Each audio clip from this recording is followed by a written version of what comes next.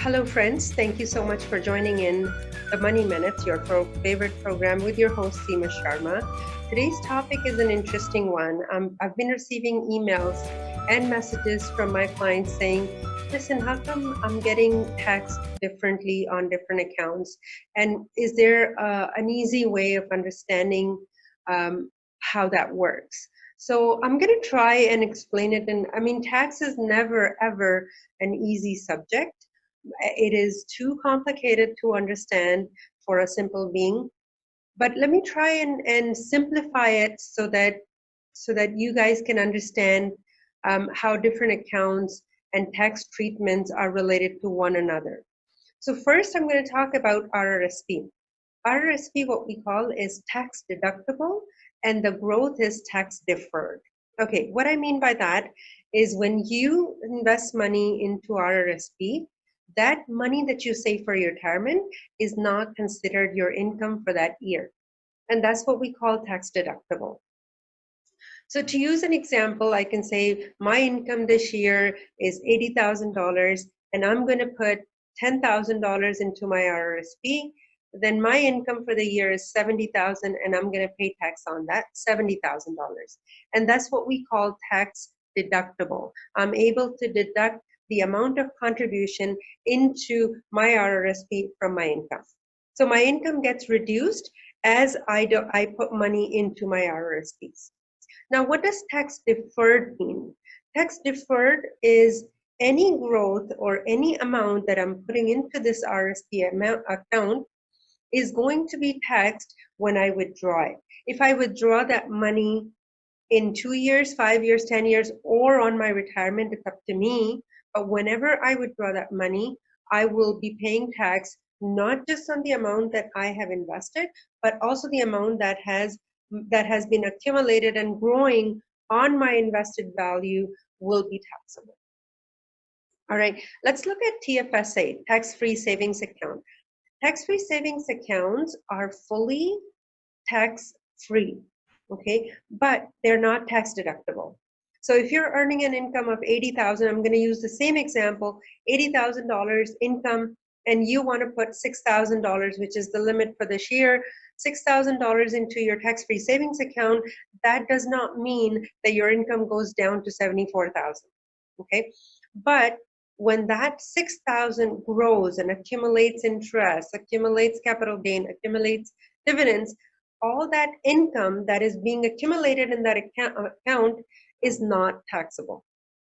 So we'll use another example to explain this in a bit, but let's move on to tax deferred investments such as capital gains.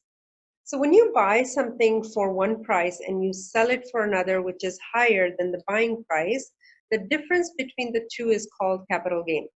Capital gain is taxed, which is the best way of investing.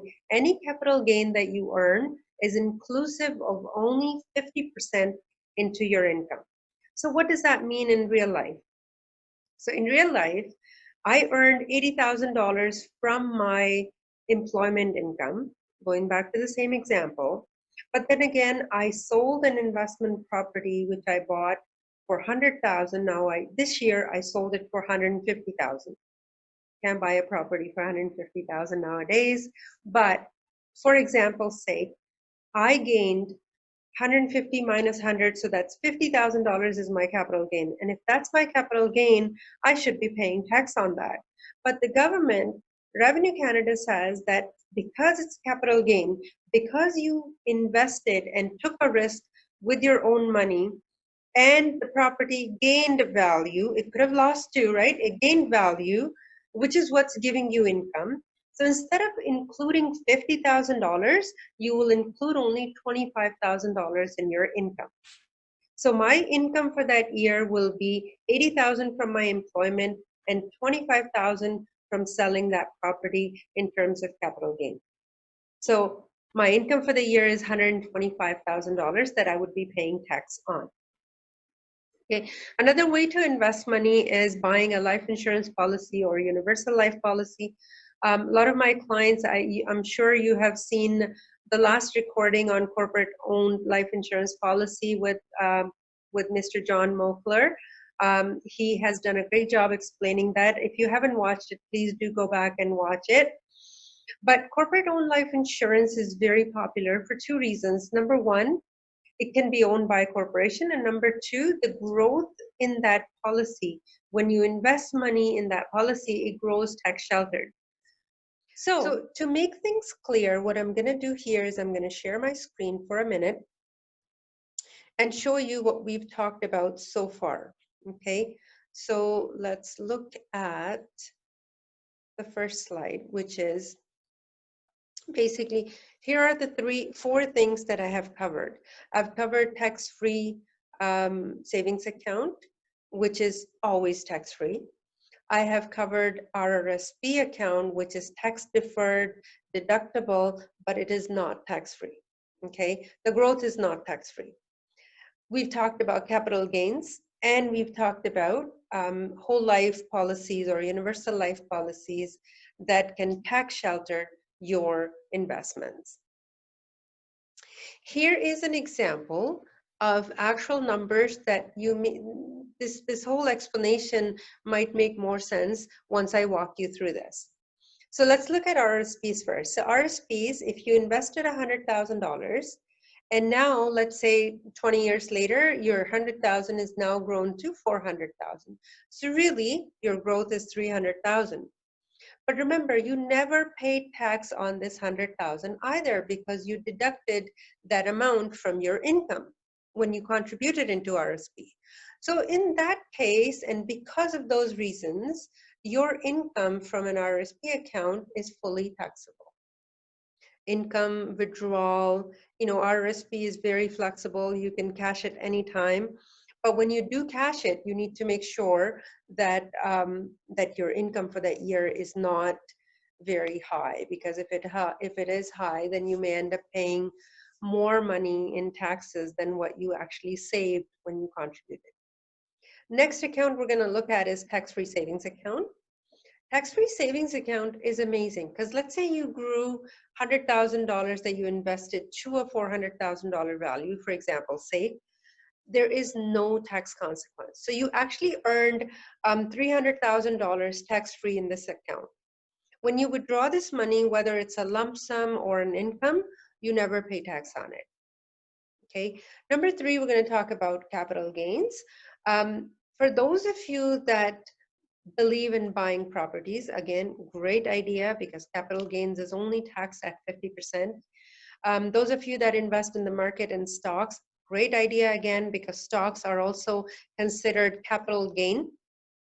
The growth is considered capital gain, and you only pay 50% tax on those. So again, going back to the same example, 100,000 turns into 400,000, you will pay tax on 50% of the 300,000. But if you sold it in 1 year, like the property is sold in 1 year, that 1 year would have to include $150,000 along with your employment income to make sure that you pay full tax on all source income. Number four example is $100,000 grew up to $400,000 in a tax deferred policy for yourself, life insurance policy, or your corporation. If you withdraw that money while you're alive, you would pay tax. If something happened, if a premature death happens to insured, then all the money that is growing tax sheltered goes to beneficiary or the corporation, whether the beneficiary is a corporation or a person, doesn't matter, goes to that person or corporation tax-free. I hope you enjoyed this session. I look forward to having more of these sessions. Another question that I keep getting is the difference between tax credit and tax refund. So tax deductibility, tax refund, and tax credit. So we're going to look at that in a week or two. But meantime, I hope you're enjoying yourself with these sessions. Please do share these videos with your friends and families, anyone who is looking for clarification on these topics. And I think financial literacy is something that I'm very passionate about. My goal is to get to all Canadians and make sure, especially the young Canadians these days, they know how to earn money. They study hard. They have university degrees, professional degrees, but are they spending enough time learning how to manage that money?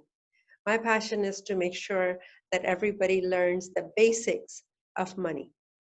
Thank you for joining the Money Minutes, and I hope you enjoyed this session. I look forward to talking to you soon. Enjoy your week, your day, your month, and connect with us again. Thank you for watching.